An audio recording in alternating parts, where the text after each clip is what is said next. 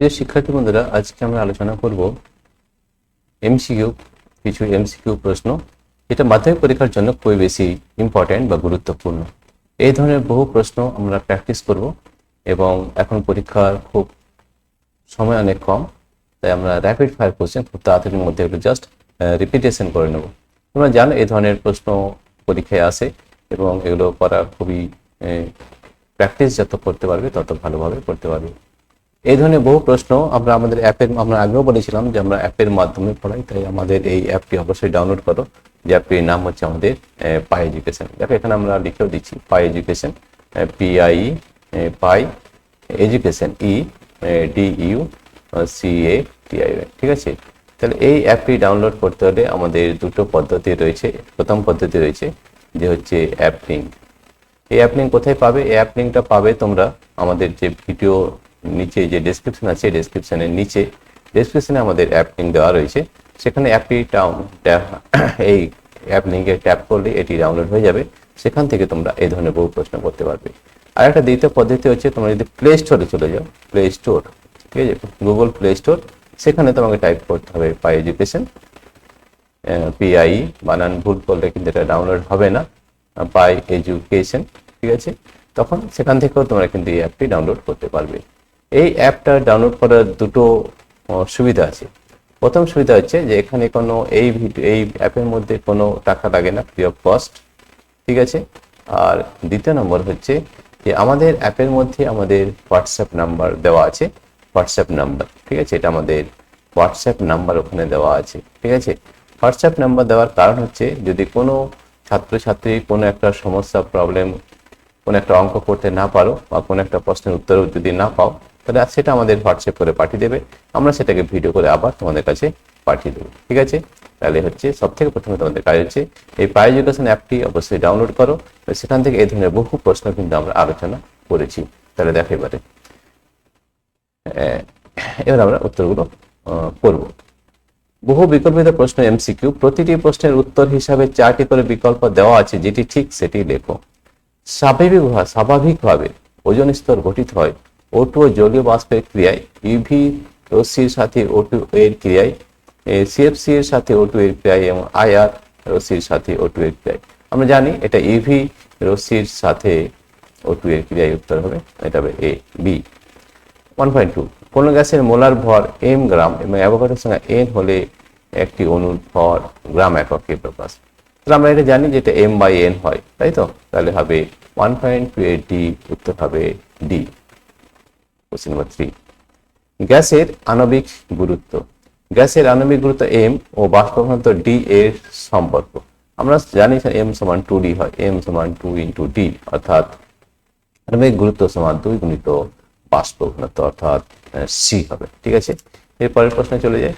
এরপরের প্রশ্ন হচ্ছে 1.4। 1.4 কি আছে দেখে নাও একবার। 1.4 এ রয়েছে তোমাদের এইটা, ঠিক আছে।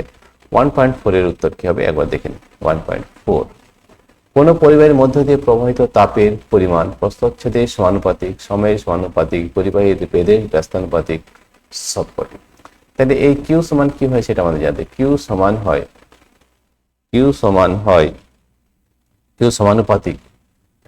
সমানুপাতিক হয়ে যায় আমাদের A θ2 মাইনাস θ1 বাই D, তাই তো। দেখো এখান থেকে দেখে নাও, তাহলে প্রস্থচ্ছেদের সমানুপাতিক এরিয়া হবে, সময়ের সমানুপাতিক টি, এটাও হবে, ঠিক আছে। পরিবারের বেধের ব্যস্তানুপাতিক কি আছে? ডি আছে, এটাও হবে। তাহলে আমাদের সবগুলি হচ্ছে প্রস্থচ্ছেদের সমানুপাতিক হচ্ছে, এ হচ্ছে সময়ের সমানুপাতিক হচ্ছে, এবং পরিবারের বেধের ব্যস্তানুপাতিক এই যে ডি আছে, উত্তর হবে সবকটি, রাইট। কোশ্চেন নাম্বার 1.5, গোলীয় দর্পণের প্রতিফলনের ক্ষেত্রে নিচের রাশিগুলির মধ্যে কোনটি আপতিত রশ্মির উপর নির্ভর করে? ফোকাস, প্রধান অক্ষ, মেরু, প্রতিবিম্বের আকার। আমরা জানি আপতিত রশ্মির উপর নির্ভর করে প্রতিবিম্বের আকার, ঠিক আছে, প্রতিবিম্বের আকার। তারপরে হচ্ছে কোশ্চেন নাম্বার 1.6, লেন্সের আলোক কেন্দ্র দিয়ে যাওয়া আলোক রশ্মির বিচ্যুতি। আমরা জানি যে আলোক কেন্দ্রে যদি কোনো আলো যায় সেখানে কোনো বিচ্যুতি হয় না, তাহলে এটা হবে 1.6 এর উত্তর হবে। 1.7, ভোল্ট ইন্টু অ্যাম্পিয়ার দ্বারা নিচের কোন রাশিটি প্রকাশ করা হয়? তড়িৎ ক্ষমতা, তড়িৎ শক্তি, বিভব প্রভেদ, তড়িৎ আধান। ভোল্ট ইন্টু অ্যাম্পিয়ার দ্বারা নিচের কোন রাশিটি প্রকাশ করা হয়? ঠিক আছে, তাহলে আমাদের জানি তড়িৎ ক্ষমতা পাওয়ার সমান হয় ভি ইন্টু আই। ভি হচ্ছে কি? ভি হচ্ছে ভোল্ট আর হচ্ছে অ্যাম্পিয়ার। তো পাওয়ার মানে হচ্ছে তড়িৎ ক্ষমতা, পাওয়ার। ঠিক আছে, এরপর আমরা কোশ্চেন নাম্বার 1.8, আবিষ্ট প্রবাহের অভিমুখ জানা যায় যে সূত্রের সাহায্যে, সেটা আমাদের ফ্লেমিংয়ের ডান হস্ত নিয়ম অনুযায়ী এটা হবে। ঠিক আছে, 1.8 বি। এরপর চলে যাবো 1.9। দেখো 1.9 কি আছে? 1.9 রয়েছে আমাদের 1.9 রয়েছে চৌম্বক ক্ষেত্রে কোনটি সর্বোচ্চ বিঘটন ঘটে থাকে? সর্বোচ্চ হচ্ছে আলফা কণা, বিটা কণা, রশ্মি কণা, গামা রশ্মি এবং এক্স রশ্মি। আমরা জানি এক্স রশ্মি কোনো বিঘটন হবে না, বিক্ষেপ হবে না। চৌম্বক ক্ষেত্রে সবথেকে বেশি হয় কিন্তু আমাদের বিটা কণা। কি হবে? উত্তর হবে বিটা কণা। ঠিক আছে, কি হবে? বিটা কণা। 1.10 10 এ ও বি ইলেকট্রন বিন্যাস 2 কে 2 8 2। তো শেষে কটি ইলেকট্রন আছে? দুটি ইলেকট্রন আছে। তাহলে ধরে নাও এটা আমাদের এ ধরে নিলাম, এটা ধরে নিলাম, বি ধরে নিলাম। তাহলে দুটি ইলেকট্রন আছে, তার মানে যোজ্যতা হচ্ছে 2। ঠিক আছে, আর বি 2 7 আছে। তাহলে 8, তাহলে অষ্টক হতে কত? 8 হতো। তাহলে 8 - 7 মানে 1, বি এর হচ্ছে 1। তাহলে আমরা ক্রস ভাবে আমরা পড়ি এটাকে, তাই তো, ক্রস দিয়ে। তাহলে এটা যে আমাদের সমানের যৌগটির সংকেত হবে সেটা হবে A1B2। দেখো A1B2 কোনটা হচ্ছে? সি আছে, A1B2। 1 আমরা লিখি না, তাহলে AB2 এইটা হবে। ঠিক আছে, তারপরে 1.11 কোন যৌগটির ক্ষেত্রে অষ্টক নীতি মান্য হয় না? অষ্টক নীতি দেখো এইচ এ মান্য হবে না। কেন হবে না সেটা বলে দিই। এলআই কি হয়? 37। ঠিক আছে, 37 কি হয়? প্রথমে দুটো ইলেকট্রন থাকে, তারপরে একটা ইলেকট্রন থাকে। তাহলে এখান থেকে অষ্টক নীতি কিন্তু আমাদের লাগছে না। তাহলে হবে LiH। এরপর 1.12 তড়িৎ লেপনের সময় অ্যানোড ক্ষয়প্রাপ্ত হয়, ক্যাথোড ক্ষয়প্রাপ্ত হয়। ক্যাথোড অ্যানোড উভয় ক্ষয়প্রাপ্ত, ক্যাথোড অ্যানোড কেউ ক্ষয়প্রাপ্ত হয় না। তাহলে দেখো আমরা জানি যে তড়িৎ লেপনের সময় আমাদের অ্যানোডটা ক্ষয়প্রাপ্ত হয়। উত্তর হবে 1.12 এর এ। ঠিক আছে, এরপরে আরেকটি পার্ট হয়ে গেছে। এরপর দেখে নেবো আমরা আর কয়টি প্রশ্ন রয়েছে। তাহলে এটাকে আমরা মিনিমাইজ করে দেখে নিচ্ছি। এরপরে আরেকটি প্রশ্ন রয়েছে, সেই প্রশ্নটা আমরা এখানে করে নেব। এখানে কি প্রশ্ন আছে সেটা একটু দেখে নিই। এই প্রশ্নটা থেকে আমরা করতে পারবো। এই আরেকটা প্রশ্ন রয়েছে, এই প্রশ্নটা আমরা দেখে নেব যে এই প্রশ্নটা আমাদের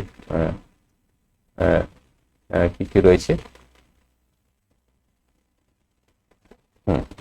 এখানে দেখে নাও, এই যে প্রশ্নটা কি আছে দেখো, কপার সালফেটের জলীয় দ্রবণ, খুব ভালো করে দেখে নিই আরেকবার।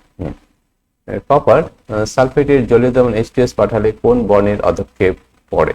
লাল, নীল, কালো, সবুজ। আমরা জানি H2S পাঠালে কোন ধর্মে কোন বর্ণের অধক্ষেপ পড়ে? সেটা অবশ্যই কালো রঙের পড়ে। ঠিক আছে, বিমানের কাঠামো তৈরিতে ব্যবহৃত হয় যে সংকর ধাতুটি? German silver, bronze, ইনভার, duralumin. আমরা জানি যে বিমানের কাঠামো তৈরিতে তার একটা সংকর ধাতু তৈরি হয়, সেটা হচ্ছে ডুরালুমিন। ঠিক আছে, অ্যাসিটোনের কার্যকরী মূলক। অ্যাসিটোন মানে কিটোনে কি বন্ড চিয়েছ, এগুলো একটু মনে রাখতে হবে। ঠিক আছে, তাহলে হবে উত্তর ডি। ঠিক আছে, প্রিয় শিক্ষার্থী বন্ধুরা, তোমাদের যদি এই ভিডিওটি ভালো লেগে থাকে তাহলে প্লিজ সাবস্ক্রাইব, লাইক ও শেয়ার অবশ্যই করবে। Thank you everybody for watching this video. আমরা এই ধরনের ভিডিও প্রচুর করে দিয়েছি, সেটা তোমরা অবশ্যই আমাদের অ্যাপের মাধ্যমে পাবে, সব জায়গায় কিন্তু এটা পাবে না। তাই আমাদের অ্যাপটা অবশ্যই ডাউনলোড করো। Thank you again.